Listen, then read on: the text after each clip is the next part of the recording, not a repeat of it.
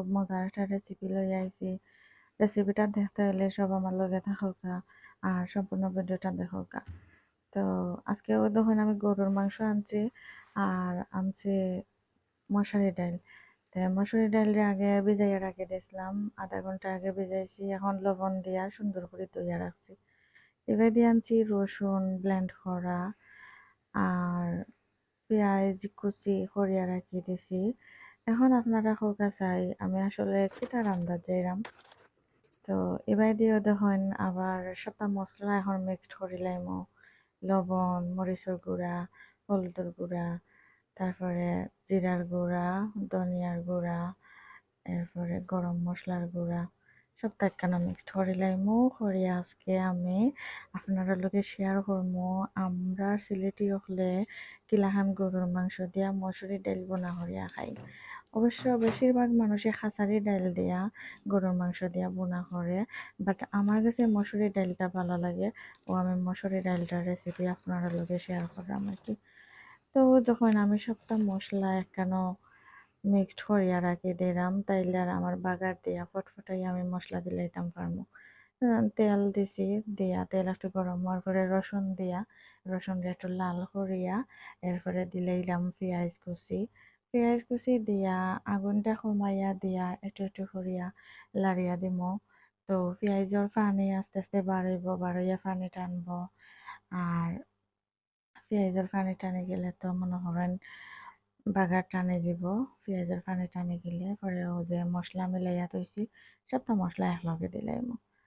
টাইমও সময় বাঁচলো, একটা একটা করে দিলে সময়ও নষ্ট হয়।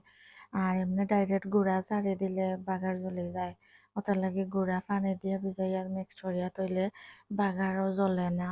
আর এবার তো আগুনও কমাইয়া দিছি।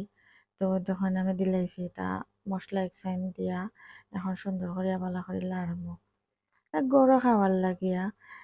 আর মনে করেন মেহমান আইলে তো আমরা আর একটু বেশি করিয়া সবটা সেন্ট বাড়াইয়া রাখি আর কি, যে লাহান মানুষে পারফিউম দিয়া গন্ধ বাড়ায় তরকারি, তো লাহান বিভিন্ন আইটেম বাড়াইলে তরকারির টেস্ট বাড়ে। তো তখন মশলা সবটা দিয়া আমি এখন একটু সময় মজাইয়া এরপরে দিলাম মাংসের সেন্ট তো আগেও সবটা মশলা দিয়ে আমি হিজাইয়া রাখি দিছিলাম। তো এখন মাংস দিয়া কত সময় একসাইন করে লাড়ি লাড়ি মাংসর ভিতরে মশলারে হারাইমু আর কি। তো আগুন কমাইয়া দিয়া আর একটু সময় রাখি দেবো। এরপরে যখন দেখমু যে মশলাটা মোটামুটি পানি উনি টানি আইছে মাংসের লগে লাগি গেছে, তো দিলাইমু আমি ডাইল। আর আমি তরকারি বগানির আগে পানি গরম করিয়া রাখি দিই। তো যে সময় শিরা দিতাম গরম পানি দিয়া দেই, কারণ ঠান্ডা পানি দিয়ে দিলে আমি মজা পাই না। ঠান্ডা পানি দিয়ে দিলে কোনো সমস্যা হয় না, দেওয়া যায়, বাট আমি গরম পানি দিয়া দেই কারণ গরুর মাংস তো না আগে থেকেও হিজাইল আছে। যদি গরুর মাংস হিজাইল থাকতো না তো ঠান্ডা পানি দিলে সমস্যা। তো তখন দিলাইছি আমি ডাইল দিলাইছি দিয়া এখন ডাইলরে একটা সময় মজাইমো মশলার মাঝে। ডাইল যখন একটু ফুটি যাইব তখন গিয়া জল দিমু আর কি। তো যেখান কইছিলাম গরুর মাংসের মাঝে যদি আমরা ঠান্ডা পানি দিই তো গরুর মাংস আর হিজে না, উঠতে আরো শক্ত হয়ে যায়। আর গরম পানি দিলে ফট করে হিজে যায়।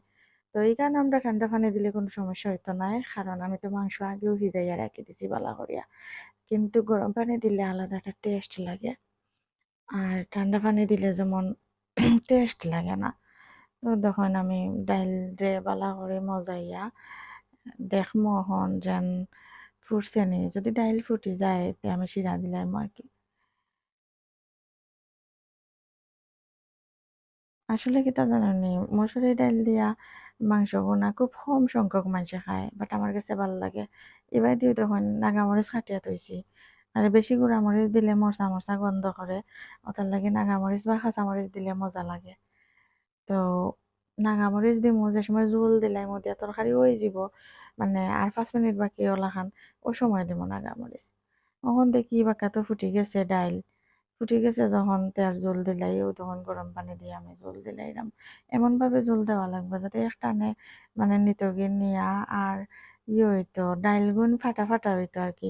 যদি বেশি অতিরিক্ত পানি হয়ে যায়, জোল বেশি হয়ে যায়, তে ডাইল একবারে মানে ইয়ে হয়ে যাব, গলে যাইব। আর গলে গেলে ডাইল মজা লাগে না, ডাইলটা আস্তে আস্তে থাকতো, বাট ফাটা ফাটা হয়ে যেত আর কি ফুটিয়া।